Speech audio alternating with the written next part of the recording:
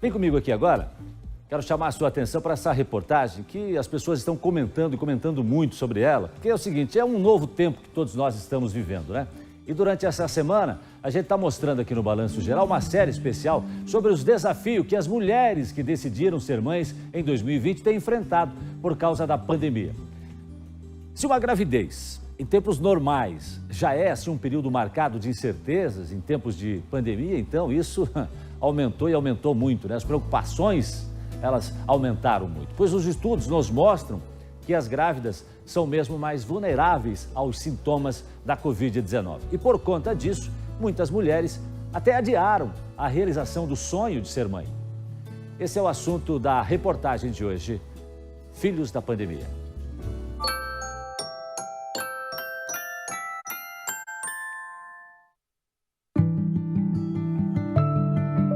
Nos últimos dias, conhecemos por aqui mães e pais que atravessam a pandemia com preocupação redobrada, por eles e também pelos bebês.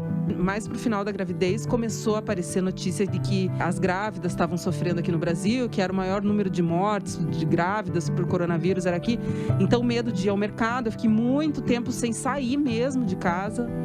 A primeira vez que eu saí, eu fui ao mercado, mas assim, fiquei neurótica, né? Então, posso encostar o carrinho? O que eu faço, meu Deus? Então, e mesmo ir em consulta, fazer os exames, né? Complicado, assim. Pesquisas recentes apontam que esse medo das mulheres tem uma razão de ser. Uma publicação internacional verificou as mortes no ano passado pela Covid de gestantes e 77% delas aconteceram no Brasil. 23% dessas mulheres não tiveram acesso à UTI. 36% não foram sequer entubadas.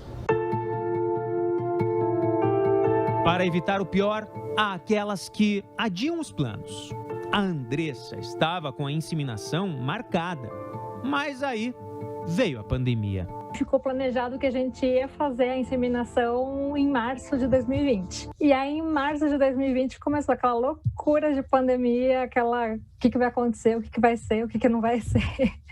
E a clínica, a primeira coisa que fez foi ligar para todas as tentantes falando, olha, é um balde de água fria, mas assim, a gente não aconselha vocês tentarem nada, porque a gente também não sabe o que está acontecendo, a gente não sabe que vírus é esse, como que ele vai se comportar com as gestantes, então a gente pede paciência.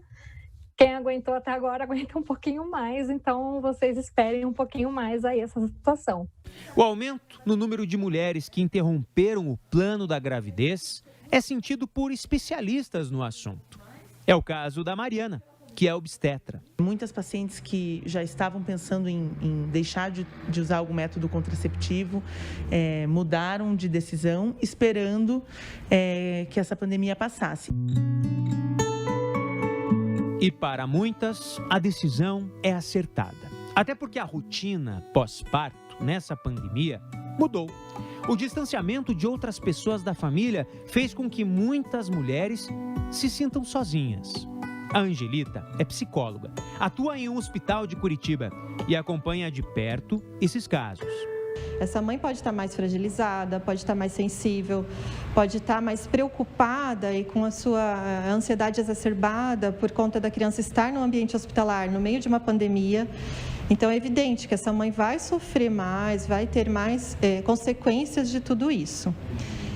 Por outro lado, nós temos presenciado uma maior convivência das mães com as crianças, tanto as mães que vêm ficar conosco no internamento prolongado da criança, quanto mães que estão em casa com seus filhos recém-nascidos. Talvez essa seja uma grande oportunidade da mãe e o pai se apropriarem dos cuidados de uma forma mais íntima, se apropriarem do seu bebezinho, sem a intervenção externa, mas que eles possam criar esse ambiente de intimidade com o seu bebê já desde os primeiros dias de vida.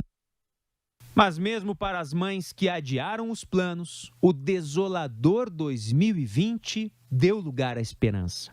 A vacina está aí e pode mudar esse quadro. As dúvidas das futuras mamães sobre a imunização são muitas. Nenhuma delas ainda tem na bula liberado para o uso de gestantes ou de lactantes, simplesmente porque os estudos nesses grupos ainda não estão prontos, ainda são pequenos. Porém, quando a gente analisa o tipo de tecnologia que elas usam, vacinas primas dessas aí, ou seja, que usam as mesmas tecnologias e que a gente prescreve, inclusive para gestantes, como é o caso da vacina da gripe, da influenza, por exemplo, né? E quando a gente observa o risco que aquela mulher tem de complicação ao contrair o coronavírus, grande parte das sociedades de especialidade do Brasil e do mundo tem recomendado que cada caso seja avaliado para saber se aquela gestante deve ou não tomar a vacina. O pior logo vai passar. A esperança não pode morrer. Pelo contrário, renasce através de cada mulher que sonha em carregar consigo a renovação da vida. A gente tem que ter esperança e justamente para isso que a gente quer ter filho, para colocar pessoas melhores nesse mundo aí, para trazer pessoas mais esclarecidas, pessoas que acreditam no melhor. E tenho esperança, sim, viu, Manuel, de que a gente vai conseguir fazer um Brasil melhor.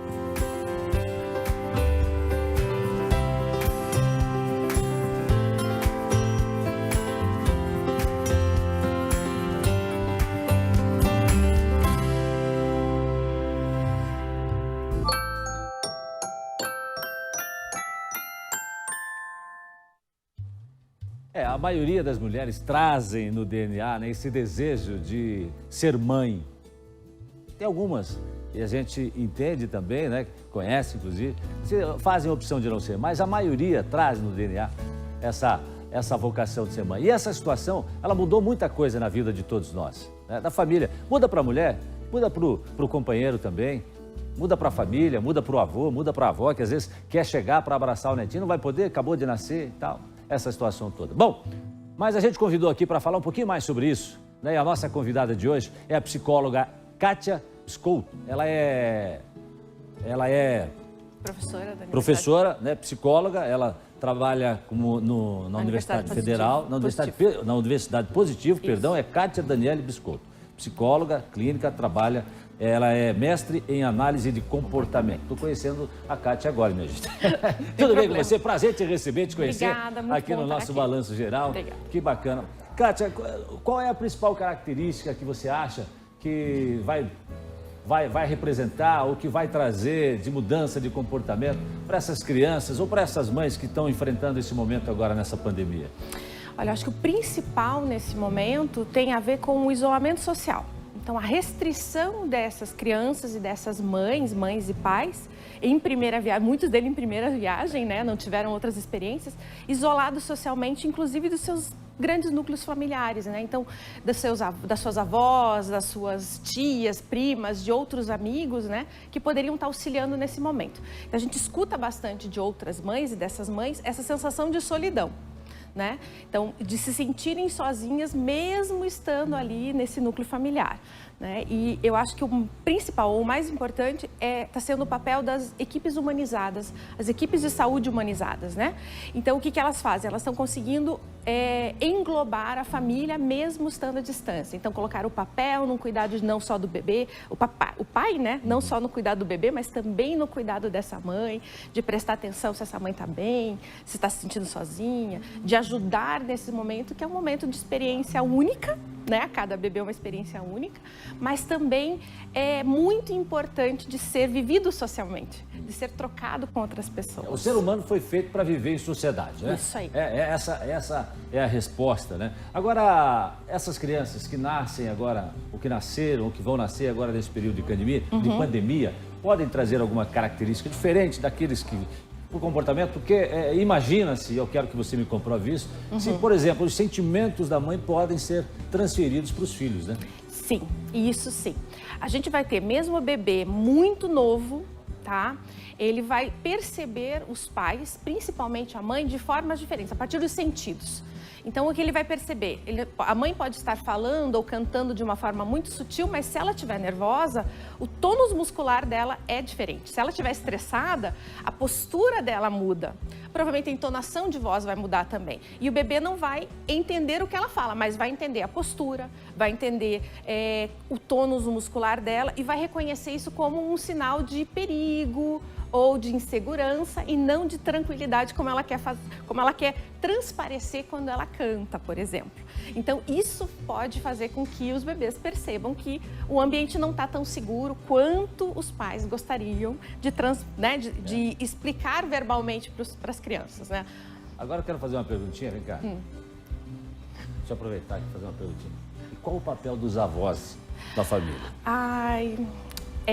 A gente sempre vai falar, eu vou trazer um relato de uma pessoa muito querida, que ela ainda brincou comigo antes de eu vir para cá, falou assim, se quiser usar a minha experiência, pode usar.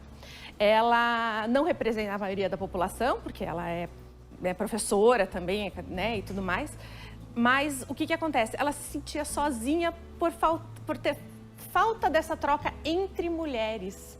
A experiência entre as mulheres. Então, o que acontece? Aquela rotina de que muitas vezes muitas mães reclamam, né? Que a mãe fala uma coisa, a avó fala outra, a sogra fala outra.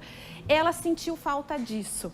E isso é importante, né? Os pais têm que ter o seu papel de escolher quais orientações eles querem seguir a partir da experiência com o seu próprio bebê, mas isso acolhe a mulher, acolhe a família, né? É muito diferente de uma mãe estar numa videochamada, uma avó, né? Estar numa videochamada falando para a mãe de primeira viagem ninar o bebê e ela estar com o bebê no colo, junto da mãe, falando, olha, nina-se dessa forma, né? Então, é uma troca que, mesmo à distância, né? A gente está fazendo isso à distância para, de alguma forma, minimizar, mas não é a mesma experiência. Então, as mulheres fazem parte desse papel, desse espaço. As avós? Todas as mulheres, as primas, as tias, avós. As mulheres precisam dessas outras mulheres. Agora a gente está vendo que nós vamos ter ainda esse ano de 2021, né? Estima-se que até o final do ano, provavelmente, vai se levar, é o tempo que vai se levar para vacinar todo mundo. Sim. Talvez até passe um pouco disso aqui no Brasil. E aí a pergunta que eu te faço é o seguinte, doutora, aquela mãe, aquela mulher que está em dúvida agora nesse momento, de repente ela planejou a vida toda de engravidar ou está planejando um segundo, terceiro filho e ela estava com vontade, tinha planejado para fazer isso em 2021, por exemplo. Você acha qual é o conselho que você daria? Essa mulher deveria esperar um pouco mais ou deveria seguir os seus planos? Olha, é difícil aconselhar, né, e ser tão responsável de dizer faça ou não faça. Mas quanto mais informação essa mãe ou essa família tiver para tomar essa decisão, melhor. Então, buscar a maior parte de informações. Então, eu tenho dúvidas com relação a como vai ser na maternidade. Busca a maternidade. Eu tenho dúvidas como vai ser o parto, se o pai vai poder estar junto, se a família vai poder estar junto. Então, vai buscando essas informações para que essa decisão seja mais segura. Segura no sentido de saber os riscos e enfrentá-los ou não. E o papel do companheiro nessa decisão? Ela é total, é uma decisão tomada mutuamente, né? E acho que nesse momento em que o pai e a mãe estão sozinhos em casa, ela é complementar, ou seja, a mãe vai precisar de um pai que segure o bebê no colo enquanto ela se alimenta, porque ela não pode deixar de se alimentar, né? Vai precisar de um pai que acorde de madrugada e nine esse bebê para voltar a dormir enquanto a mãe dorme. Então, e talvez seja esse um dos impactos talvez positivos das famílias que estão ambos, né? O pai e a mãe em home office, né? Essa troca, essa parceria pode ser feita de uma forma mais democrática, vamos pensar assim. Muito bem, muito obrigado, doutora Kátia Scott, que participou aqui com a gente do Balanço Geral, ajudando a entender um pouco mais desse momento que todos nós estamos vivendo, né, com essa pandemia, e principalmente as mães, as mulheres, né, que têm esse sonho de ser mãe, né, de realizar esse sonho ao lado do companheiro, da companheira, enfim, da família, né? E os convívios terminaram, mas a vida não parou, né? A vida para, a vida não para. Vai seguir, vai seguir, vamos lá. Obrigado, doutora Kátia, mais uma vez, prazer tê-la aqui com a gente no Balanço Geral.